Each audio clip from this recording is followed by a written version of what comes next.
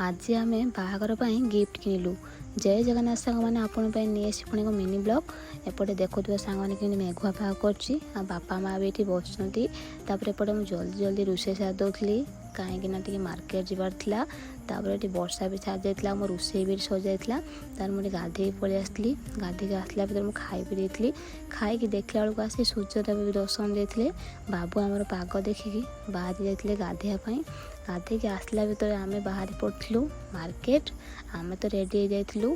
हम बाबू भी ये रेडी हो जाते। ये बाहर जाइलु मार्केट कहीं सांगर गिफ्ट आने। तापर आसिक आम पहुँच जाइलु मार्केट रे। तार फाइनाल आम गिफ्ट दुकान बस गिफ्ट बाछि नहीं।